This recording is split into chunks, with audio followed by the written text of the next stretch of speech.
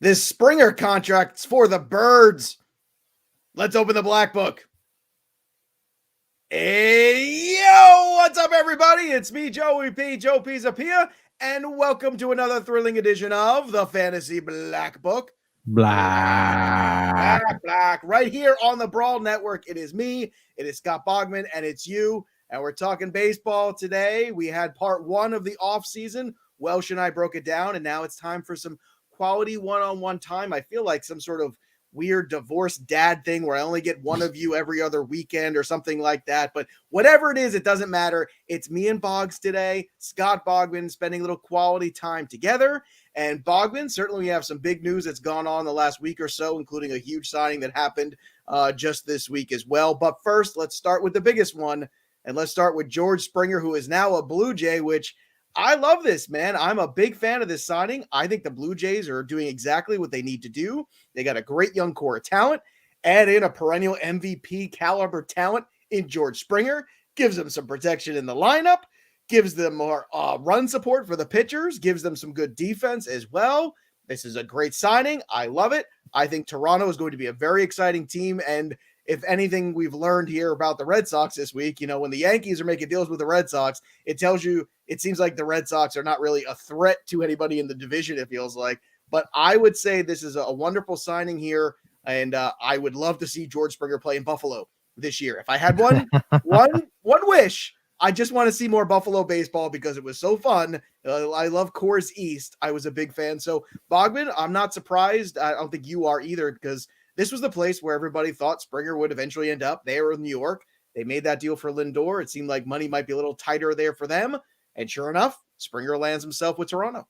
Yeah, I mean, I can't tell if you're really happy for the Blue Jays or really happy that your Mets didn't spend $150 million on a 31-year-old outfielder, but you do seem genuinely happy. Yeah. I first of all, before I even start down the George Springer path, the "for the birds" comment was the daddest dad joke to ever dad. I mean, that was terrible. I had why do you think your mother divorced me, son? That's why I only get you every other show. Top 10 eye roll. I can tell you that much when you said that one. That one was horrible. But this contract is I mean, look, the Blue Jays have been tied to literally every free agent this offseason. It's anyone that has talent has had, been tied to Toronto. They got money burning a hole in their pocket, apparently, when nobody else does. I mean, there have been articles on The Athletic about how the Orioles, are asking guys on a 1-year deal to take deferrals and stuff like that. So money seems to be real tight everywhere else. But these Canadians here are like, hey, come take our money. Come on. Come play with us. Money. Yeah, come on. I'm sorry, though. That first deal wasn't enough. We're going to send you another deal. That's not enough. Oh, I'm sorry. I'm going to send you $5 more million. That make up for it? All right, let's get in the parking lot, get in a fight, and then we'll apologize some more. And then there's rumors that they're in on Chris Bryant and potentially Kyle Hendricks in a deal as well. So, I mean, there's a lot of stuff going on for the Blue Jays, but getting this one done first is huge for them. It's a great, a great guy to slide in their lineup wherever they want to put him in the lineup, whether it's leading him off again, which is what Roster Resource has. I think you should, don't you think? Like, I think leading off is where you want. It seems like that's his comfort zone. And if you do believe that Vlad is finally going to start to live up to that potential, man, that's a heck of a 1, 2, 3, 4 you got there. Yeah, I mean, I honestly, I don't really care where he hits. I mean, for fantasy, you always want him to hit 3, because there's only 30 of those guys that hit 3 on a consistent basis. I'm probably 29 if you talk about the Rays in Major League Baseball still. And the Pirates. So really, well, the Pirates is 28. Yeah. And we'll get to the Pirates. Plenty of people, including every Pirate fan, has a bone to pick with the Pirates. That's for sure. But I like this signing leading off. Could be great for him, but I could see them moving him up and down in that lineup. I don't know that. I think maybe he starts the year leading off. Maybe if they all find success and everything clicks, then great. That's where he's going to hit right now. Roster Resource has him leading off, followed up by Kevin Biggio, then Bo Bichette, Teoscar, and Vlad hitting 5. So, and then Gurriel hitting cleanup. So this lineup looks really good. a little work to do on the rotation. Maybe if Robbie Ray's your number 2, maybe you're not in the best spot. Just me being a Diamondbacks fan and watching a lot of Robbie Ray, I know a lot about that. But Pearson is great. Tanner Roark, they signed Ross Stripling, and they're in the market to add some more pitching potentially with Kyle Hendricks. You start looking at this Blue Jays team and think they're definitely dangerous in the East, even with, the Red Sox are moving down. The Orioles can't even pay anybody. But the Rays were just in the World Series, and the Yankees are still pretty good. So it's a tall hill to climb. Series, but Tyler Glasnow's the only pitcher still there. I mean, let's be frank. That rotation has a ton of question marks. And I know they want to have, Johnny pitch in the first 3 innings and then Billy come in and pitch in the next 2. And then CJ can come pitch in the 6th inning and all this. I get all of it, but what you're saying. What the hell's with this socialist pitching? Everybody can't have an inning. All right. It's like Oprah giving out a baseball match. You get an inning. Everybody gets an inning. I'll tell you what, the Stripling's addition is one that I think everybody should pay attention to in deeper leagues this year, because I do think you're going to see that guy get a fair amount of starts this year. Stripling has shown that he could be a big league starter, and I think that was a very cagey little signing there. I was one of the few guys who believed in Ryu last year when a lot of people are like, no, I'm not touching that guy. Oh, he's playing for Toronto. He's dead to me. No. You want to give me a huge discount on a guy who had a great ERA from 2018 all the way through 2019? I'll take it. And it was pretty good outside his first start of the year. Everything else is pretty much roses for Ryu. If they pull off a deal with Bryant, which I don't know if they're going to, but if they do and they get Hendricks back, that is a great deal for the Blue Jays. That's huge. And I'm willing, if I'm the Blue Jays, because the Blue Jays have the farm system to make that move. They also have a backlog of young infielders. Bichette, Biggio, Vlad, they're already all up. The other guys that they have in that pipeline that are pretty good also happen to be some middle infielder guys. Why not flip one of them? They're not going to supplant Bichette or Biggio or any of those guys. If you can do that and roll the dice, I know it's scary because you don't know what Chris Bryant you're going to get. How healthy is he? What's it going to look like? But you know what? Take a guy like that with that kind of talent, playing for a big contract, and get the steady innings eater pitcher in Kyle Hendricks back. I understand people say, well, you can't deal Bryant without something else attached. If I'm the Blue Jays and I can get Kyle Hendricks back, that gives me a much deeper rotation. And all of a sudden, the Yankees got Kluber and Taillon, and after Cole, it is nothing but question marks right now. Severino coming back from Tommy John. There's so many questions. You got all the young kids like King and Clark Schmidt. We'll see what happens with them. But you give Hendricks, you get Ryu, you get Roark, you make maybe Stripling in there. We'll see what Pearson becomes. All of a sudden, I think Toronto can really make a run at this thing and make a big run at the playoffs, and it sets them up much better for 162. If they can pull that off, I think they should. They should be aggressive, go out and make that move, because although it's scary and you get Chris Bryant for maybe a year and he walks away, that's fine. But you know what? You get the draft pick too on top of that to replenish the system of whatever you just lost moving Chris Bryant. I think it's a no-brainer, dude. Yeah, I think it would be great for them. And it makes a lot of sense, too, because the Cubs are seemingly a team that wants to tear it all down. Won the World Series in 2016, have a lot of the same pieces still, but getting rid of Darvish was, a huge sign for them. And if they get rid of Hendricks and Bryant too, I mean, it's just why not burn it all the way down to the ground and then build it right back up? You know what I mean? So that seems to be the strategy in baseball, proven by the Astros first, the Padres now second. And, I'm sure there's other teams you can cite in there as well, but those are the two ones that stick out to the forefront to us right now. Now, I'm a big Springer guy, but I do have to keep it real because we all know I am the king of keeping it real. Oh, my God. He played 122 games in 2019, 140 in 18, 140 in 17. He played 162 in 2016, but he's been hurt basically every year. There always seems to be at least one DL stint, IL stint, whatever the hell you want to call it at this stage, for George Springer annually. And he isn't getting any younger. So that's the only downside of this deal. But outside of that, you're helping the offense, the defense, and you're helping the clubhouse. I think Springer is a really good guy. And I think it's a really good addition for a very young team. And I think I love what Toronto's doing. I like when the Blue Jays are relevant. They have a fantastic fan base. I know a lot of Black Book readers are big Blue Jays fans. I've talked to a lot of them over the years, and they are excited. You could see it on social media. They are excited for the season.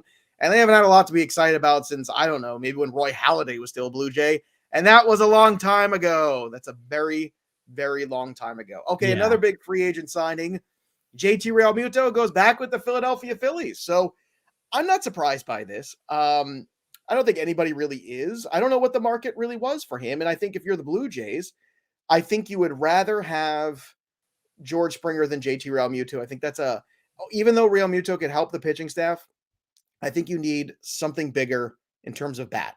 And JT's a great hitter. He's a wonderful player. He's my people. He's Italian. I got nothing but love for JT Realmuto. I think this makes sense. I think Philadelphia is a good ballpark for him. I don't know how long he is going to stick in terms of, at catcher position, because he's going to be 30 now. So we'll see in the next couple of years what that brings. Last year, he had 11 home runs, 32 RBI. He had 266 with an 841 OPS in 47 games for the Phils. And I did a little fun comparison through age 29 season of another catcher, the last big catcher contract that I recall, which was Joe Mauer. And this is kind of... He got a pretty big contract too. He got a big contract too. That's another good one. But Joe Mauer, through the age 29 season, now Mauer did come up a few years before Realmuto, but 94 home runs for Mauer, 95 for Realmuto. Hits, obviously, Joe Mauer had more. He was a hit machine. 1,270 for him, 749 for Realmuto. RBI, Mauer had 587, Realmuto had 358. And more runs too for Mauer, 626 to 380. So I understand Realmuto played on some poor offensive teams with, the Marlins. And I think the other thing to remember is now the back end of Mauer's career, eventually he did move off catcher, but also people forget he signed this contract and then they moved to Target Field almost within a year of each other. Yeah. And Target Field just was not for Joe Mauer. It was just not built for him at all. It's built for anyone else but Joe Mauer. Right? It's pretty much built for it seems like Nelson Cruz is fine. Nelson Cruz is like, I love Target Field. He's like, he's at Target all the time. He's singing Mary J. Blige songs. He loves Target so much. But the Joe Mauer comparison is interesting because I think just like Mauer, Realmuto is a good enough athlete that he probably won't catch this entire time there. Yeah. But it's a good signing for the Phillies nonetheless. I think it keeps the National League East very competitive. And they're starting to address the bullpen too, which we'll get into a second. But what are your thoughts on the Phils retaining JT Realmuto? Yeah, it made a lot of sense. I mean, it's a weird offseason where nobody wants to spend any money except for Toronto. So it got a little contentious, not as bad as it could have been, obviously, but it got a little contentious. And then I think when other teams started sniffing around Realmuto, especially teams within the division, Washington was rumored to be fairly close. The Braves smelled blood in the water there to potentially lure Realmuto away from a division rival and stuff like that. I think at that point, Philly was like, all right, let's get serious on this. Like, are we doing this or not? What's happening here? And they decided to do it. And I think it fits. And, he can continue building with the Phillies, guys in their rotation and bullpen and stuff like that. And, he can play first if they need him to. I think you would prefer, if you were the Phillies and signing him to this big deal, to actually finally get the DH, which we just ruled out apparently a couple days ago. And I don't know if that's the final straw for 2021, but it seems like right now we have to act as if there will be no DH in the NL for this year. Like I said, it's screwy. It's weird. So dumb. It's a weird offseason. It's dumb. Yeah. Here's the thing. It's coming anyway. Okay. It's just all it is another thing where, you know what? The CBA is coming and we know the players want it. And we know the owners understand that they're going to have to give into it because of the nature of the game right now and where things are at. But they refuse to just say, you know what, let's do it for the good of the game and move forward. No, of course, not going to happen, not going to do it. And it's so frustrating because pitchers don't hit barely in Little League. They don't hit in travel ball. They don't hit in high school. They don't hit in college. They don't hit in the minor leagues. They don't hit in the American League. The first time some of these young pitchers face real good pitching is when they're playing in the major leagues, and it's a disaster. It's a hot mess. It's terrible. I'm the biggest National League guy in the world, and it's over for me. I'm done with it. Just do the DH. We saw it last year. It worked. I had a funny idea. Check this out. You want to do it this way instead? How about this year at the All-Star game, all right? American League versus National League. Whatever team wins, next year you play by those rules everywhere. I like that, right?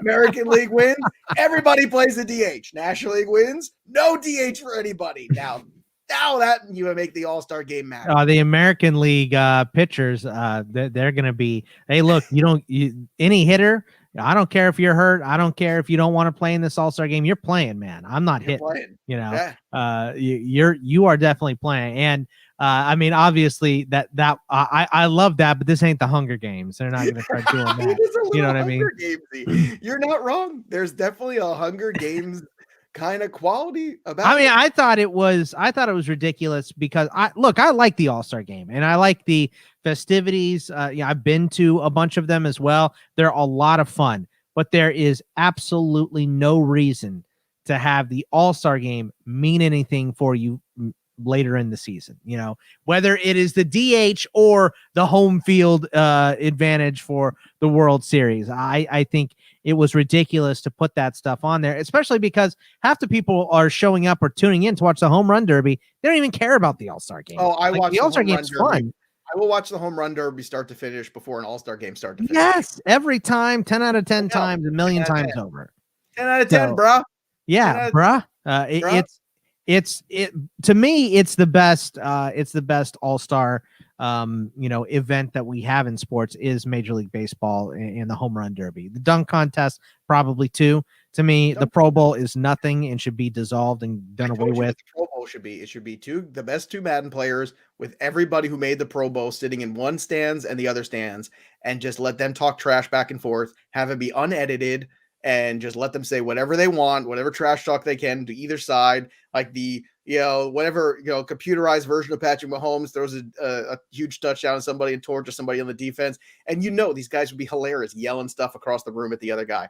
I would love to see that. It would be hilarious. It would be magical. It should just be that and the Senior Bowl wrapped up into one. What I mean?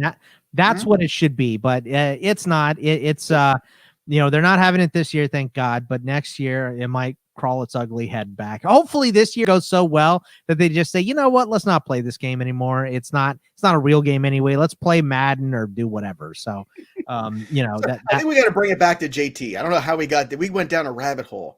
Yeah, we were talking about All-Star games and the potential for the DH and all that stuff. Well, and that's the thing. Like, there will be a DH eventually too. You're right. And Real Muto will have probably that opportunity as well. But look, Real Muto, Bryce Harper, Reese Hoskins, Alec Baum, this is a good lineup. I'm still very suspect about the bullpen. I know they made they signed Archie Bradley. They're fine. You know what? I got to talk to Welsh about that, but not you. So I know you're a big fan as well. So you want to chime in your 2 cents? They brought in Alvarado. They brought in Archie Bradley. Go ahead. This is your minute or two before the break here to talk about Archie Bradley fixing the bullpen of the Phillies. Yeah, I mean, it's not going to happen. Yeah, Archie Bradley is a good he's a good bat up when he has the knuckle curve working. But when he doesn't have the knuckle curve working, which is like once a season at least, he falters and he's throwing 91, 92 down the middle with no movement. It's BP fastballs at that point. So I like Archie Bradley. Great person, all this stuff. I know I've hated on him for a long time and everything. It's more of a bit. It's not of course. Great person, everything. Like a couple times I've seen him in public was at charity events. So the guy's a great dude. You were trying to rob the charity and he was trying to raise money. Well, I was just trying to crash it. You know what I mean? Not rob. There's a difference. And one of them I was at a bachelor party. Rob is such an ugly word. Yeah, exactly. Come on. It's such an ugly word. Let's obtain through sleuthful nature. How about that one? But no, he's fine, but they're going to rotate these guys. I think Neris gets the first shot again to close. Maybe Bradley does, maybe Alvarado does, but they're all going to get save opportunities this year. So it's not a situation that I want to pull from in fantasy. I'll say that. All right. When we come back, Bogman and I are going to discuss the Yankees edition of Jamison Taillon, plus another dad joke because the Washington Nationals bullpen gets a hand. We'll be right back. Scott Bogman and Joe Pisapia right after this with more Black Book. Don't go anywhere. All right, welcome back, everybody, to the Fantasy Black Book. And look, before you know it, Valentine's Day will be here, and everybody knows that Manscaped has the perfect package 3.0 for all of you men out there. So here's what you do. You say to the girlfriend, the missus, the boyfriend, whatever it is, you say, hey, you know what? It's time to invest in a scent. And that scent is from Manscaped. They got a brand new formula cologne out right now. It's a cool bottle. They sent me a sample. It's nice. I like it. You spray it on a little bit. You feel very manly right away. It's got light citrus bursts that settle into the anchoring notes of vetiver and a woodsy masculine finish. That's right. I can Was read that all Walden or Joe Pisapia reading it's a bit of both. It's a bit of both. I'm a Renaissance man. But anyway, go over to manscaped.com. You get 20% off with the free shipping. Use the code BRAWL in there. And obviously, you could get that and feel sexy for Valentine's Day, boys and girls. Come on now. Let's go, man. Get out there. Get your Manscaped cologne. Again, it's actually it's a cool package, too. It's a kind of little that box, that opens up with the little magnet thing. I like that. It like slides in. Poof. You feel like you're actually like, I'm a man. I've ripped open this box, but it's just a magnet. So, you don't have a big mess everywhere. But go to manscaped.com right now, save 20%. And Valentine's Day is just around the corner. So go get that done. All right. So speaking of new scents, the Washington bullpen's going to have some new scent to it because Brad Hand comes into town. And I'll tell you what, this is a good signing here. I think the Nationals are kind of in the, hey, let's give it one more try before we blow everything up. That's kind of the feeling because Strasburg's a huge question mark. Scherzer, I think, is a question mark. Corbin coming off a down year, which was very disappointing, but I don't know what we want to do about 60-game seasons. They did bring in Josh Bell. We talked about that last week, Welsh and I. We did bring in Kyle Schwarber. Everyone's on a one-year deal, it feels like. Brad Hand's $10 million one-year deal, too. I get the feeling if things don't work out in the first half of this season, the first 60 games are ugly, then they are going to punt on a lot of things and then just invest a lot of money in Juan Soto and kind of remake the team a little bit from there. But at least for the time being, Washington is, I think, signaling that they're in. So that being said, is this Brad Hand addition enough in your mind to solidify that bullpen? And I know Doolittle's had some good moments and bad moments the last few years. So what are your thoughts on the Brad Hand signing? Yeah, I think Brad Hand is a great signing for them. I mean, Doolittle's not even on the roster anymore, is he? He's gone, isn't he? I believe so. Yeah. So I mean, Tanner Rainey, Huddy, were the guys potentially getting in there, possibly. But they've also added to the rotation with John Lester. I mean, say what you will about John Lester, he's probably not great for fantasy, but he's an innings eater, which saves the bullpen. And can I say what I want about John Lester? Because you can say whatever you want about no one never actually says what they want when someone says say what you want. I'm gonna be the first guy ever to do it. John Lester's done. That's what I want to say. It is done. It is over. I know he's had bad years and then come back for him. I watched that guy pitch last year. His FIP was terrible and the ERA was good for like the first 3 starts. And I kept telling everybody on the TV show, sell now. This is not going to end well. And sure enough, it ended ugly. It's done. He can give you, I don't know how many innings he can give you, but it ain't going to be good innings. I can tell you that. Yeah. I like, I was looking at our guy, Nick Pollock's site, pitcherlist.com, and what he had to say about John Lester was think John Lester, but worse. That's exactly what it was. I thought that was. And by the way, I just got a thing from him, Nick Pollock, today. Actually, they're doing PitchCon again. Yeah. And they're going to raise some more money for charity. So you can check us out. We did it last year. We'll be back there again. Black Book. He said don't mention it in the thing, Joe. Oh, did he? He said don't mention it. Yes. I mentioned it. It's going to be great. That was Joe, not me, by the way. So it's going to be great. Yeah, it's going to be great. Anyway, yeah, man, this signing is I'm not a good reader for context clues. You didn't have to have context clues in there. It just said don't say it. I gotta check this now. Now it's become a bit. Now I'm gonna look and see. But I don't remember seeing that. I don't know. I thought mine said maybe it said something different. But anyway, going back to the Nationals and signing Brad Hand, I think this is a great deal for them. I think he's going to rack up the saves. I think it's going to be a lot of fun to see that. And I like what they're doing here. And I think it makes a lot of sense to do these one-year deals, to get Kyle Schwarber, to get John Lester on a one-year deal, just to see if he has it. If you can just get that power out of Kyle Schwarber, you know what I mean? I think that this is these are smart moves by the Nationals because this whole division, there's not a team that's not going for it in this division. The NL East is going to be fraught with competition in 2021. It is going to be a fun fun division to watch. Let's not forget the Marlins made the playoffs. So, they're an exciting team. And there were rumors that they were kicking around about acquiring Anthony Santander, which I think would be great. I'm a big fan of him.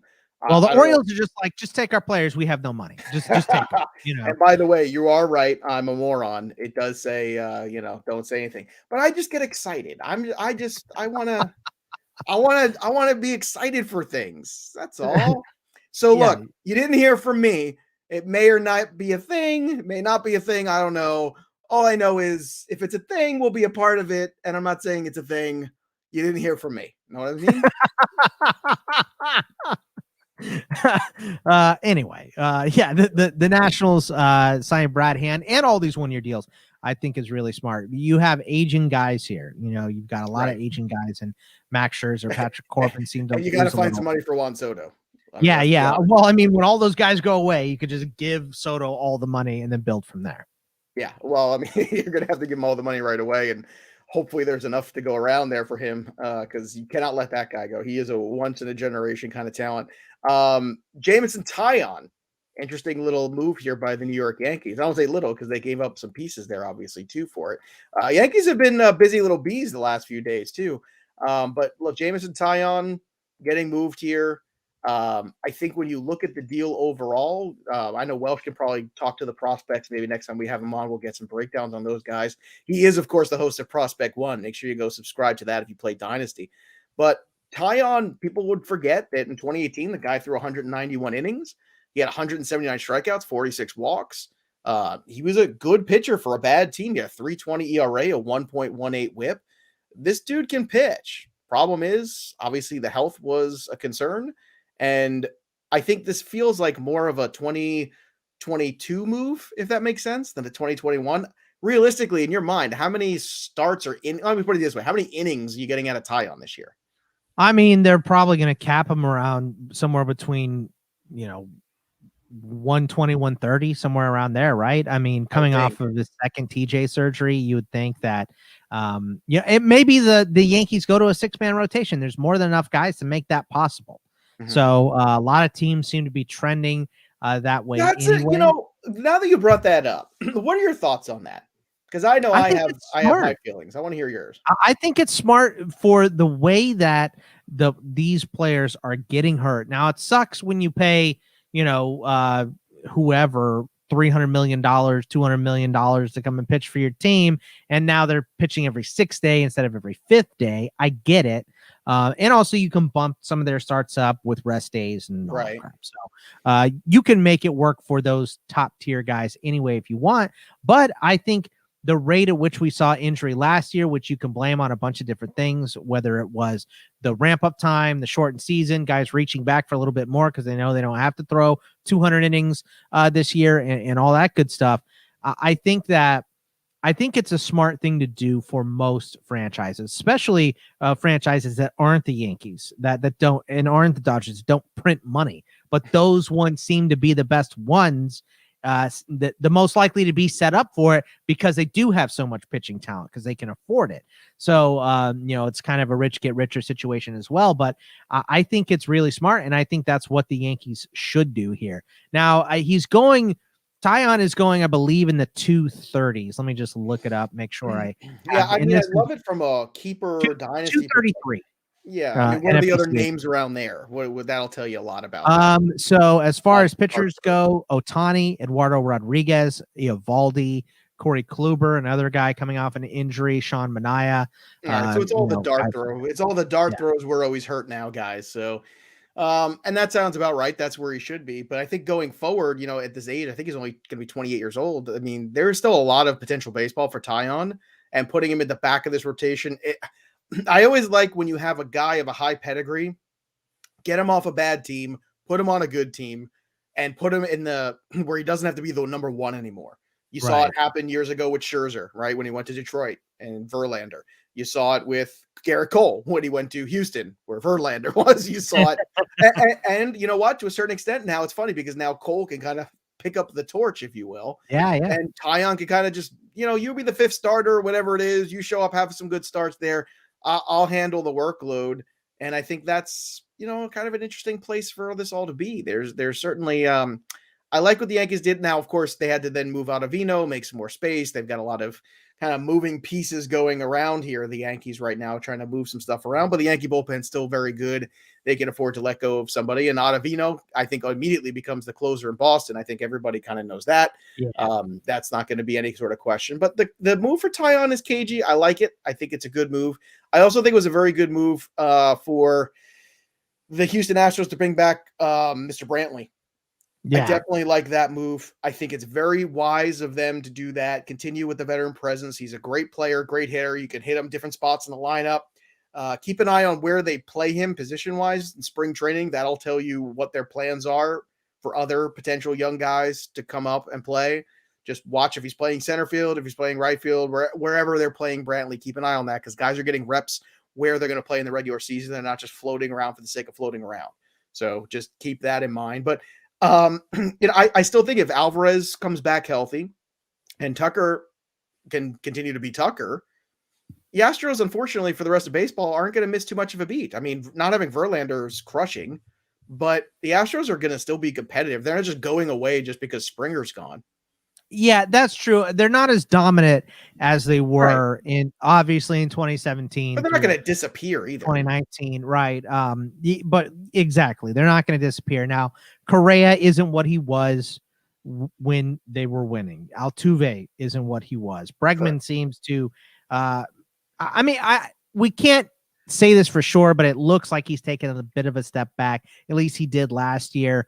And of course, everyone wants to go right to garbage cans and beating on them and all that stuff. And that is why. That's a bunch of nonsense. His road OPS was higher than his home OPS during those years. I don't right, exactly. So it was more either, him getting caught or just a small sample size. Remember, it's only 60 games and all that good stuff for Bregman last year. They lost their front end starter in Verlander. They don't have Cole anymore. But like you said, the core of this team is still more than good enough. Greinke, Framber Valdez was huge last year. McCullers, Urquidy, and Javier. That is, and they have Whitley to potentially come up as well.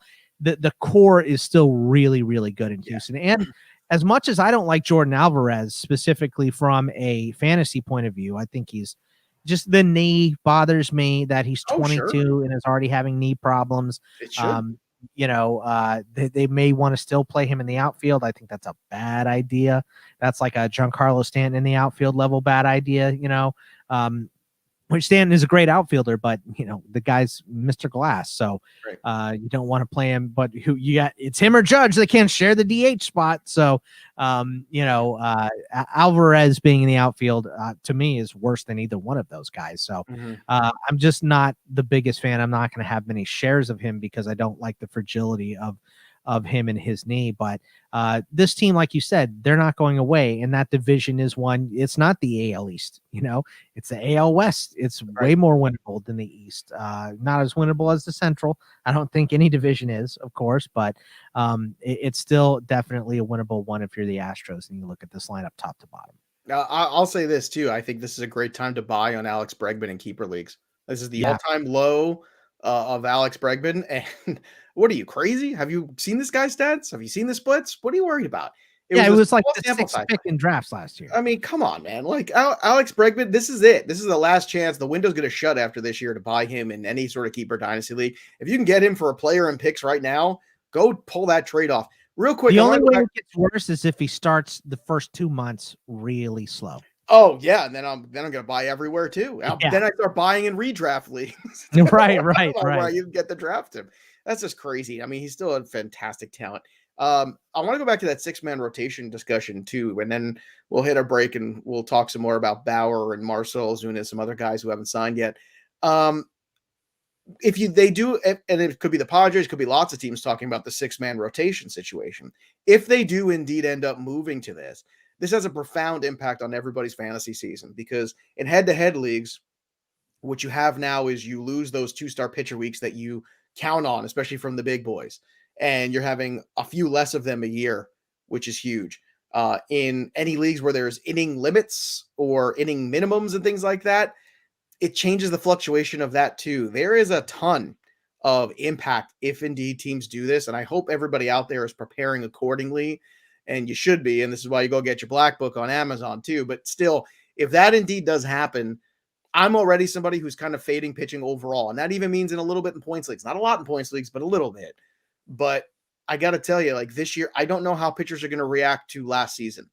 I'm worried about them. And I think my concern is valid. I also think this is a weird transition year where you're seeing a lot of guys age out, a lot of guys getting older, a lot of guys who are injured, coming back from injuries. And you have that young Luzardo, Pablo Lopez, Sixto Sanchez group of guys who are kind of up and coming, but haven't quite hit that threshold of reliability yet. It is they're already being drafted as reliable. So they are. Yeah. Well, I mean, I just did a mock with Gardner last week, and maybe we could talk about that too. We come back because that was very fun. Did that over on Fantasy Pros. I could give you the roster. You could tell me what you think of it. But I ended up drafting Luzardo as my 3 and Sixto as my 4.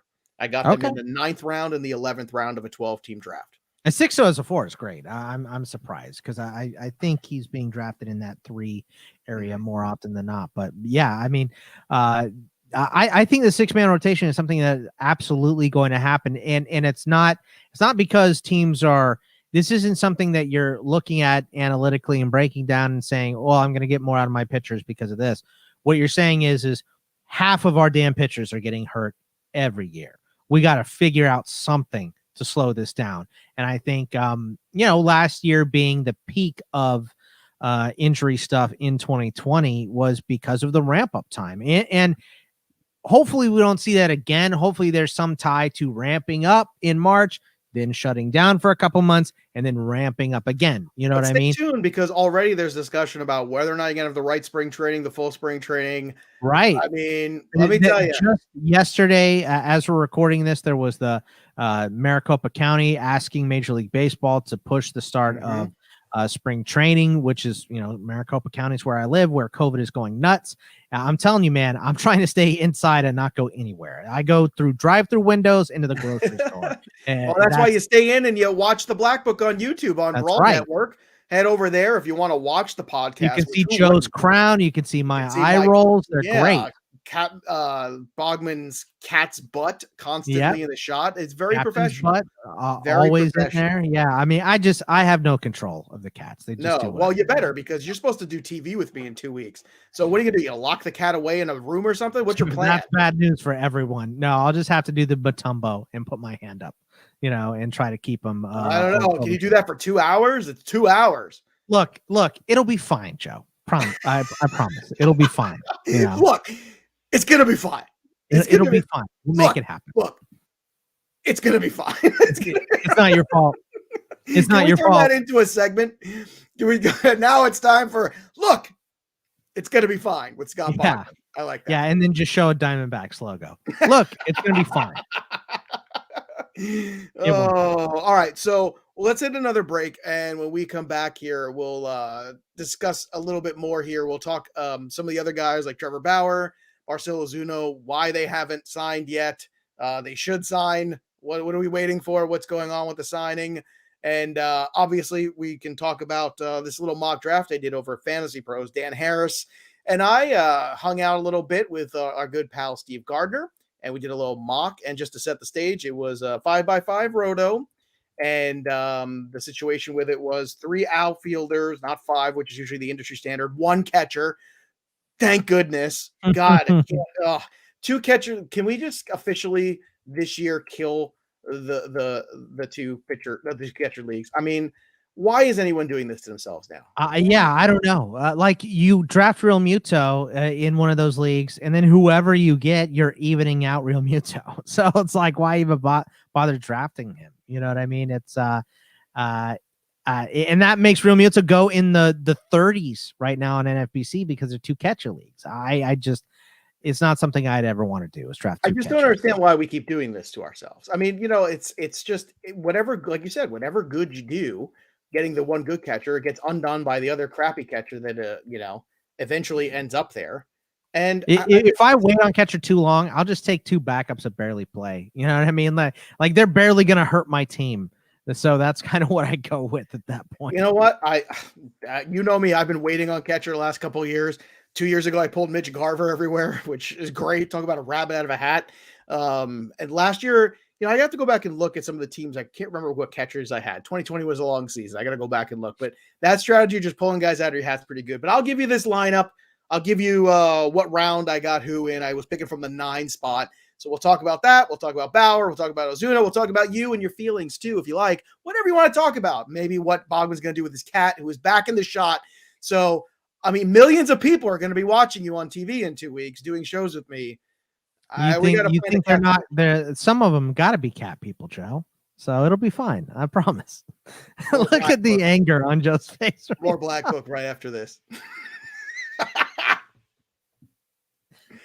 All right, welcome back, everybody. Fantasy Black Book, Joe Pisapia, Scott Bogman, and his cat. Let's obviously tell you about DraftKings, because right now we're going to help do a little promotion with you right here, courtesy of the Brawl Network. Again, make sure you're following us on Twitter as well at Network Brawl. Great stuff. Michael Shoddy and company, they were at the huge football event this past week. It's incredible videos they got there. They got some great interviews going on there. But one of our sponsors is DraftKings. So if you go and create a DraftKings account right now and you deposit anything $5 or more, we will get you some extra goodness. That's right. DraftKings will credit your account for the free entry to a contest. Your shot at $1 million. You still got Super Bowl going on. You got NBA. You got NFL still going on with the Super Bowl, but you got MLB just around the corner. So go to dkng.co. Again, that is dkng.co/brawl pod. I know that's a lot. I'll give it to you one more time. dkng.co/brawl pod. And you can go over there, make your deposit, and we will not only match it over on DraftKings, but on top of which we'll give you a free entry into any $1 million contest you want. And who doesn't want to be in $1 million contest? Eligibility restrictions will apply. See DraftKings.com for details. Again, head over, get that account at DK, and there's plenty of props going on for the Super Bowl too. A lot of fun stuff happening over there on DraftKings, one of our proud sponsors here at the Brawl Network. So you can spray your Manscaped cologne, go over to DraftKings, and feel like a man.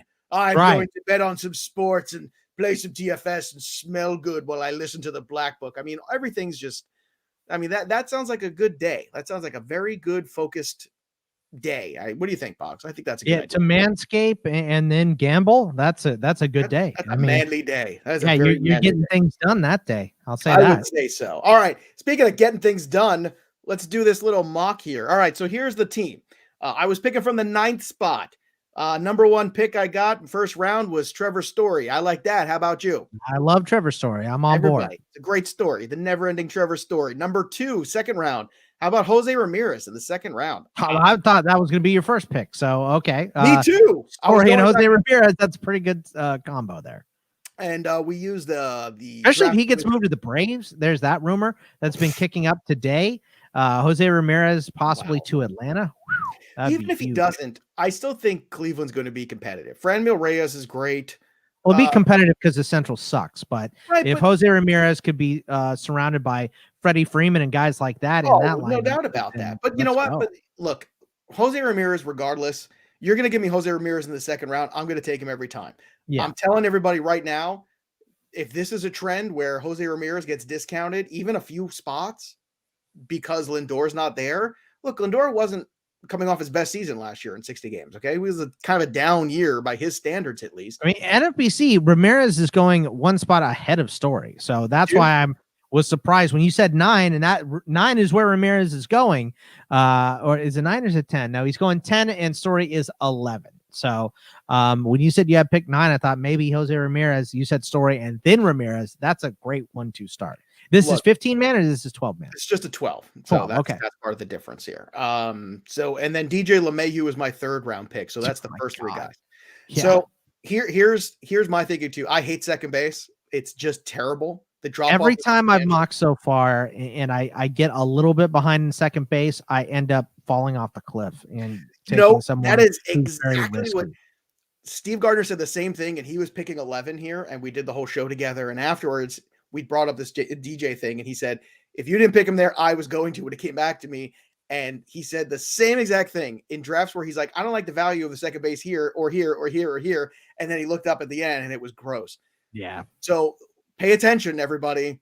because that is a thing. So DJ LeMahieu is the third pick. Then I went with Lance Lynn. Pitching kind of got away from me in this draft. It's okay. But you know what? Lance Lynn's in a good spot with the White Sox. I like Lance Lynn. I'm a big fan of Lance Lynn. So the pitching staff is Lance Lynn and Carlos Carrasco. That's, again, it's not the greatest pitching staff to start. I try to make up for it a little later. We'll get to that. Aaron Judge in the 5th round in between. So Lynn, Judge, Carrasco. I'm just not going to let Aaron Judge go through the 5th round. I'm done with Judge. You can have him. I'm done with Judge most of the time, but in the 5th round, I at least have to price enforce a little bit. And I will then turn around and flip him to somebody else who looks at their team after the draft and goes, I don't love my team. And I'll go, how about Aaron Judge for a hitter and a pitcher on your team? Yeah. Right. And then make that move. And I'll do that even before a season starts. 5th round, first 4 rounds, no. 5th round, all right, I got to try. I'm just out. I won't do it. And Stanton and Judge, I'm just not. I just can't handle it anymore. It frustrates me to no end, and especially when you draft the amount of teams that Joe and I draft. I mean, I don't know if you've cut back at all, but I'm going to be somewhere between 15 and 20. I'm sure again this year. No, I've cut back this year. I got too much football going on nowadays. I draft the same in most of my drafts. I stick to my gun. So if I have Stanton in a lot of leagues, like I did last year, and he never plays, it's just like flushing money down the toilet. So it aggravates me to no end. Well, I think what you do is you stick with your guys, but I don't think you have Aaron Judge everywhere or Giancarlo Stanton everywhere. You pick a guy that you're going to take in each draft, but don't make it the same guy that you take a risk on. And I'm still going to have Stanton because I have him in many keeper leagues. So I have time to get out of that. So after Carrasco in the 6th, and then I'll just run the team down after that. Because my pitching wasn't great starting pitcher wise, I decided to RPV the hell out of it and go take the number 1 closer in Josh Hader and kind of make up for it a little bit. So that was my counteracting. So here's the team. I'll go around the diamond for you because I know you love that. First base, I got Matt Olson in the 10th round, DJ LeMahieu at 2nd, Trevor Story at short, Jose Ramirez at 3rd. The outfield is Aaron Judge, Franmil Reyes in the 12th round, Victor Robles in the 14th. I'm going to take a shot on the kid. Power speed in the 14th round. I could do worse. I also have Eugenio Suarez in the 8th round, another risky pick, but you know what? Again, the upside's there. I'll play him at DH. In the 8th, I really like that risk. I think in the 8th, it makes sense.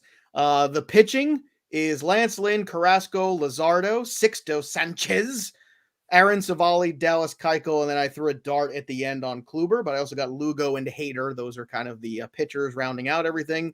And then the last 2 guys on this roster were Jay Happ and Andrew Benintendi in the 19th round. Just why not? Yeah. Free square, why not? Right.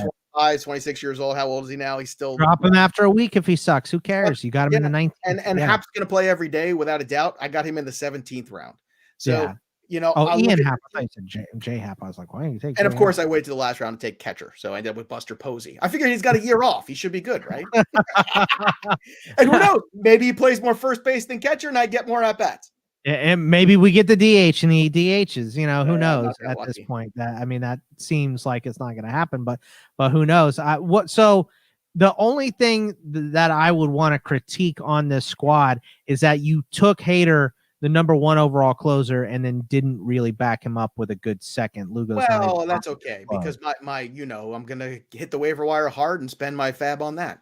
That's the Pisapia strategy every time is to hit the wire hard. Hit the best guy and then hit the waiver wire for the rest of them. Look, everyone has to do it anyway. So, you know, that should be your plan. Even if you draft, a bunch of closers, your plan should be critique, by the way. It's not lost on me. But you know me and the way look, if I'm fading pitching, I'm definitely fading relief pitching this year. Yeah. But I look at the power of Olson, Judge, Suarez, Story, Ramirez. And the hitting's great. The pitching, the pitching is where it's questionable because you didn't take a front end starter. Lance Lynn is a great starter. I got 2 1As in Lynn and Carrasco. But your top 4, I think, evens you out with the people that took the high end. And that's what I like to do in Roto. And I always bring this up in the Black Book strategy stuff. And again, go get your Black Book on Amazon. I'll tell you, it's funny to me because in Roto, I'd always rather have a deep rotation than a top heavy rotation. Right. And of course, I'm just not the guy who's going to take Trevor Bauer early in the 2nd round after one 60 game run. I'm not going to be the guy that goes crazy over, I could have taken Kershaw, but I had passed on him in order to take DJ LeMahieu because I thought it was just far more important to get second base solidified. So, I think you're right on that too. Yeah. And I think that's what you have to do. You have to almost make a choice here. Are you going to hit that tougher position like second base in the third round, or are you going to crack and take a pitcher? I didn't. I went position player. Give me the 160. And then I'll, because Kershaw, not a sure thing. That back could be a problem any given moment, but it was my first serious mock with serious people. And this is why you do mocks, so by the way. You not every mock you do has to be successful. The last one I did, the live one that I did with the Welsh, I hated my team. And I went, well, not gonna do this anymore. Right. You know what I mean? So you go and you try it, you do a mock, and it's great, to do it with people that you trust to make the right decision. Yahoo public mocks can sometimes get away from Draft you. Wizard over on Fantasy Pros. It's great because you can plug in a couple of your friends, and then you have like the analysts in there as well, and in terms of like their picks and rankings and stuff like that. It's the smart drafting. It's not just the next guy on the list. Right. It's and I like that. It's the expert consensus rankings, the ECR rankings, and I think it's a really good way. That's how we did this draft. Dan Harris, myself, and Steve, and then the rest was all autoed, and it was great. And it was, honestly, all the other teams too, where you look at it like these are like smart teams. It's not just the next man up kind of stuff. Yeah, if you're doing it on Fantasy Pros, it's fine. If you do it on Yahoo, some jerk's gonna take Tuffy Go Switch in the 6th round and mess everything up. So right. But I like what you did, and I just the exercise of mocking is just so smart. Because you don't want to overdo it and you get down and all security. You want to do it to work your muscles a little bit, just to see where the trends are going and where some of the. I think the only two things you can do is work your flexibility, and then on top of that, you can also see where some of the values are. Like Suarez is dipping, Robles is dipping, Franmil's undervalued. Like where are the undervalued guys, really heading? And you start to see that emerge. All right, before we head out of here. I'm predicting Trevor Bauer signs with the Angels. I said it last time. I'm going to say it this time too. I'm still sticking on that. How about you? Trevor Bauer signs where? If I had to pick right now, I would say the Mets because they're the ones that have been kicking the tires the most on him. But maybe it's a shorter deal. I don't know. I'm tired of this courting, and I'm tired of Trevor Bauer. So go somewhere, sign, suck this year, so you can go back into obscurity, please. How about Marcell Ozuna? How come nobody has signed this guy? What's going on there? Nobody has money and everything. That's the thing, or at least they're crying poor. I'm not going to say they don't have money. Maybe the Orioles don't have money. Is that a hot take to say the Braves need him? Because I said it's Welsh, and I kind of feel the same way. They need him more than anybody. No, but I think if they get Jose Ramirez, they'll be okay without him. Look, this is just a rumor, by the way, right now as it stands. It could happen by the end of the day. Riley would be in that deal, I imagine. I mean, I'm not sure. So, with Austin Riley, guys have been going for cheaper than we thought as far as prospects go. I mean, Darvish didn't take an enormous haul. He's an older pitcher, of course. For Snell, though, Patino in that deal was pretty good. Yeah, Patino, but he wasn't their number one guy. So, and Riley is, would be right up there at the top if he was still considered a prospect and all that stuff. So, I mean. I don't know. It might take a lot. Maybe it does, but I think they would be okay. I think the Braves would be better off if they signed Ozuna, but plenty of teams would. I think he's just waiting for money. And I think that's what a lot of these guys are doing is which team is finally going to crack and say, all right, fine, we'll spend the money. We need this guy, And I honestly, I have no idea where he's going to land at this point. So we haven't heard word one on Marcell Ozuna. At least most of these other guys have had rumors or have legitimate smart landing places like the Angels and Bauer, but I haven't heard anything on Ozuna as far as rumors go. Maybe that the Giants were kicking the tires a while back. Maybe that's something I heard, but I might be making that up. Yeah. All right. 2-minute drill starts right now. Everybody knows I'm a huge wrestling fan, and I think the best promo of 2021's already been cut, and it's by a head football coach. It's by Dan Campbell. This is the greatest promo I've ever heard any wrestler cut, and I'm going to read it here for you, Boggs, because it's just so... Oh, it's amazing. This place has been kicked. It's been battered. It's been bruised. I could sit up here and give you coach speak all day long. I could give you, hey, we're going to go and win this many games. I can't. None of that matters. You guys don't want to hear it anyway. You've heard enough of that bleep. Excuse my language. All right. Here's what I do know. This team is going to take on the identity of this city, all right? This city's been down. It's been found a way to get up, all right? It's found a way to overcome adversity. It's so the team's going to be built on that. We're going to kick you in the teeth, all right? And when you punch us back, we're going to smile at you. And when you knock us down, we're going to get up and we're going to bite your kneecap off. That's right. And we're going to stand up, and then it's going to take 2 more shots to knock us down, all right? And then on the way up, we're going to take out your other kneecap. And when we're going to get again, and 3 shots to knock us down, and we're going to take another hunk out of you. Oh, that's very intense. He didn't have the Chris Farley heart attack, but it was. I couldn't sustain that level of intensity throughout the entire speech. I am a little lightheaded right now. I mean, Dan Campbell's face was Bruce Arians level red when he was saying all that stuff. So. Does this fly in the NFL in 2021? Because it doesn't feel like it does to me. What do you mean, like bite the kneecap and all that stuff? Basically, it's the remember the Titans speech. That when you talk about biting kneecaps off and stuff, it's like the football coach that you hate on the other team in the movie. Where you're like, oh, that guy's dangerous. It's like Varsity Blues. It's like John Voight's character almost. It's like some horrible guy. I'm shocked by this hire, and I'm shocked by this speech, and it just feels so bad. Late 80s, early 90s football coach to me, and it just seems like I feel bad for everybody in Detroit. Well, it's intensity, and look, there's a lot of guys that have it and do it different ways. I mean, Dick Vermeil, when he got to St. Louis, it was, we're going to run these guys into the dirt, and who wants to play will be here, and who gives up will not be here. And that's better than we're going to bite your kneecap. And then the next guy. But I think the overall sentiment is intensity. I know, but it feels, but you know what? Intensity is great, but you're in a rebuild. Like, what's going on? You have no quarterback now. Stafford's going to go. Like, well, what can come of this? That's my problem. It's just, it feels like this is going to be over before it starts, and it's just going to end poorly. And then I feel bad for the people of Detroit. I really do. Yeah, I mean, it was a surprising hire. I'll say that. I like the intensity, but you're right. You have to ramp it up at certain times. You have to ratchet it back at other times, and you have to be realistic. You know what I mean? But I think what he's saying is we're going to trim the fat, and that's probably a better way to say it than bite your kneecap off.